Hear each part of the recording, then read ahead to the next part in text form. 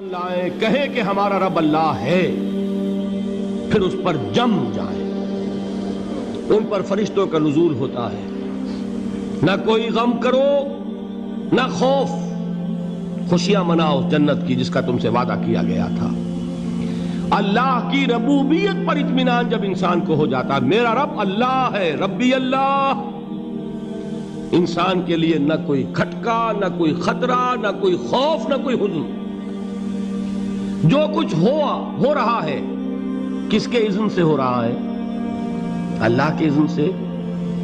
اللہ کے اذن کے بغیر پتہ تک نہیں ہلتا۔ یہ کوئی اندھا بہرا مادہ نہیں ہے جس سے مجھے کوئی خوف ہو۔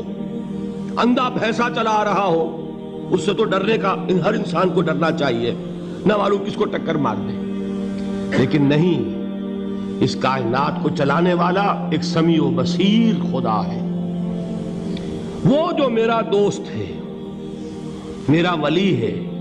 اللہ ولی الذین آمنوا یخرجہم من الظلمات الی النور۔ اللہ اہل ایمان کا ولی ہے، ساتھی ہے، پشت پناہ ہے، مددگار ہے، حمایتی ہے۔ بتائیے جسے یقین ہو جائے کہ اللہ میرا مددگار، اللہ میرا محافظ، اللہ میرا پشت پناہ، اللہ میرا حمایتی، اس کے لیے کوئی خوف ہوگا؟ اس سے کوئی ڈر ہوگا؟ میں مثال دیا کرتا ہوں ایک بہت سادہ پنجاب کے دیہات کی۔ وہ بڑا چودھری ہے اور کوئی غریب کسان ہے۔ اس غریب کسان کے جانوروں کو ہر وقت اندیشہ ہوگا چوری کا، کوئی میری بھینس کھول کر نہ لے جائے، کوئی میرا بیل کھول کر نہ لے جائے۔ لیکن جس کے بارے میں یہ سب کو معلوم ہو کہ وہ جو بڑا چودھری ہے وہ اس کا دوست ہے، اس کی بچیا کو کوئی خوف ہوگا؟ اس کی بھینس پر کوئی ہاتھ ڈالے گا؟ اسے کوئی اندیشہ ہوگا؟ نہیں۔ کیوں؟ کہ وہ بڑا چودھری، بڑا اس کا یہاں کا سردار، جاگیردار، سب کو معلوم ہے وہ میرا دوست ہے، کوئی میرے خلاف اقدام نہیں کر سکتا۔ اس دنیا میں یہ چھوٹی سی بات اگر آپ کے دلی اطمینان اور سکون کا باعث بن سکتی ہے تو ذرا تصور کیجئے۔ میں لفظ تصور استعمال کروں گا صرف اس لیے کہ اس کا ہم جس کو کہتے ہیں ادراک اور شعور کر نہیں سکتے، اگر کے ساتھ کر سکتے۔ اگر یقین ہو کہ اللہ میرا مددگار اور یقین ہو کہ اللہ ہر آن میرے ساتھ ہے، پھر کوئی خوف؟ کس کا خوف؟ کوئی شے اللہ سے بالاتر ہے؟ کوئی قوت اس سے زیادہ طاقتور ہے؟ کوئی اس کے ارادے کو بدلنے والا ہے؟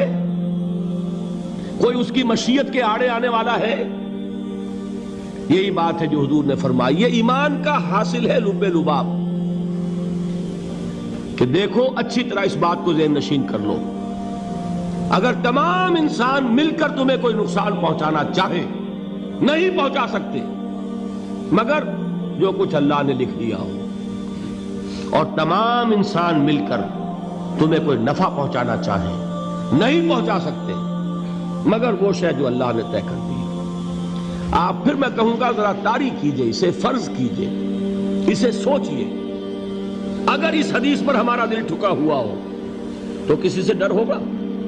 یہ مجھے نقصان نہ پہنچا دے، یہ میری رپورٹ خراب نہ کر دے، یہ میری انکریمنٹ نہ رکوا دے، یہ میرا یہ نہ بگاڑ دے، یہ میرے یہ نقصان نہ پہنچا دے۔ اس کا ڈر، اس کا ڈر، اس کا خوف، اس کی خوشامد، اس کے لیے جا کر طرح طرح سے اپنی عزت نفس کو ذلیل کروانا اس کے سامنے، یہ سب کچھ کیوں کرتا ہے انسان؟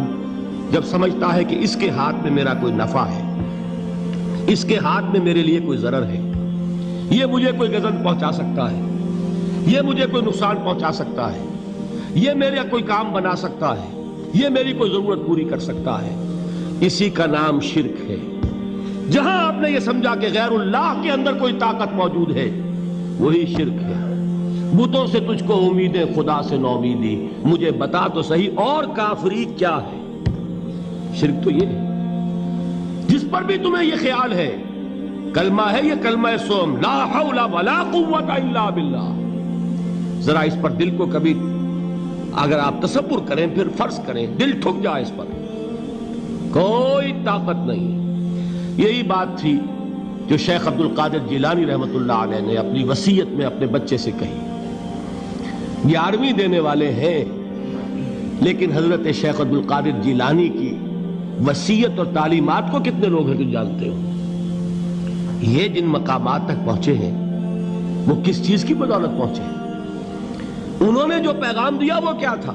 اے میرے بچے، جس طریقے سے قرآن مجید میں حضرت لقمان کی نصیحتیں جو ہے نقل کر دی گئی ہیں، میں یہ عرض کروں گا بالفرض اگر قرآن حضرت عبد القادر جیلانی کے بعد نازل ہوا ہوتا تو شیخ عبد القادر کی یہ نصیحتیں بھی قرآن میں درج ہوتی. اتنی اونچی نصیحتیں ہیں. اے میرے بچے، اس حقیقت کو ذہن نشین کر لے، لا فاعل فی الحقیقت ولا مؤثر الا اللہ. اس کائنات میں نہ کوئی فاعل حقیقی ہے نہ مؤثر حقیقی ہے سوائے اللہ کے. کسی شے میں کوئی تاثیر نہیں اگر اللہ نہ چاہے. آگ جلا نہیں سکتی اگر اللہ نہ چاہے. پانی ڈبو نہیں سکتا اگر اللہ نہ چاہے.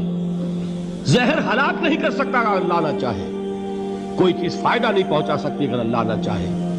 تو در در پہ کیوں سر جھکاتے ہو؟ در در پر کیوں جبیں سائی کرتے ہو؟ سب کے سامنے کیوں ہاتھ پھیلاتے ہو؟ ایک اللہ سے مانگو. ایک اللہ کے سامنے زمین پر اپنی جبین رکھو. لا فاعل فی الحقیقت ولا مؤثر الا اللہ. نظر آتا ہے ہمیں کہ پانی پیاس بجھا دیتا ہے. پیاس بجھانے کی صلاحیت پانی میں نہیں ہے، اللہ کے اذن سے. کھانا بھوک مٹا دیتا ہے، بھوک مٹانے کی صلاحیت کھانے میں نہیں ہے، اذن رب میں. دیکھیے یہی یقین تھا.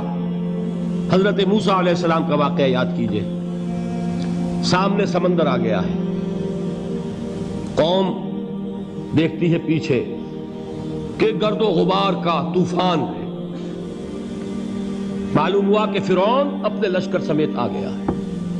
لشکر جب چلتا تھا تیز رفتاری کے ساتھ تو گرد و غبار کا جو طوفان اٹھتا تھا اس کا تصور کیجئے. اور لمحہ بلمحہ وہ قریب آ رہا ہے. پوری قوم نے کیا کہا؟ اے موسیٰ انا لمدرکون. اے موسیٰ ہم تو پکڑے گئے. قرآن مجید نے تو یہاں وہ باتیں نہیں لکھی ہے، لیکن تورات میں یہ درج ہے کہ بنی اسرائیل جھگڑنے لگے، دست و گریبان ہو گئے موسیٰ کے ساتھ. موسیٰ ہمیں یہاں مروایا لا کر، اس سے تو ہم ہی بہتر تھے. وہاں کھانے کو ملتا تھا، زندگی تو تھی، بیگار ہم کر رہے تھے، موت تو نہیں تھی. اب جو کچھ ہوگا اس کا تصور کرو، جس طریقے سے ہمارے ٹکڑے اڑائے جائیں گے. تو لڑ رہے ہیں حضرت موسیٰ علیہ السلام سے. یہ تورات کی تفصیل ہے. قرآن میں صرف اتنا آیا ہے، پریشان ہو کر انہوں نے کہا انا لمدرکون. موسیٰ ہم تو پکڑے گئے. اس وقت موسیٰ کا جواب کیا ہے؟ کلا ان معی ربی سیہدین. نہیں، میرے ساتھ میرا رب ہے، وہ راستہ دے گا. بتائیے کہاں راستہ نظر آ رہا ہے؟ یہ ہے ایمان بالغیب. راستہ نظر نہ آئے تب اللہ پر یقین ایمان ہے. جیب میں پیسے ہوں اور تب دل کو اطمینان ہے تو ایمان کس پر ہوا؟ پیسے پر، اللہ پر نہیں. جب وسائل و ذرائع نہ ہوں اور پھر یقین ہو کہ اللہ مسبب الاسباب ہے، وہ اسباب کا پابند نہیں ہے، وہ اسباب کا محتاج نہیں ہے، اسباب اس کے محتاج ہیں. اگر یہ یقین ہے تو اللہ پر ایمان ہے. یہ نہیں ہے تو تمہارا ایمان اسباب پر ہے، وسائل پر ہے، ذرائع پر ہے، مادیات پر ہے، اللہ پر نہیں. اس وقت کہاں راستہ تھا؟ کوئی راستہ تھا؟ سمندر ہے اور ادھر سے لشکر آ گیا ہے. کلا ان معی ربی سیہدین. اب دیکھیے ایمان کہہ دینا آسان ہے، ہوا معکم اینما کنتم. جہاں کہیں بھی تم ہوتے ہو اللہ تمہارے ساتھ ہوتا ہے. لیکن اس کا یقین قائم ہو جائے تو زمین و آسمان کا فرق واقع ہو جائے.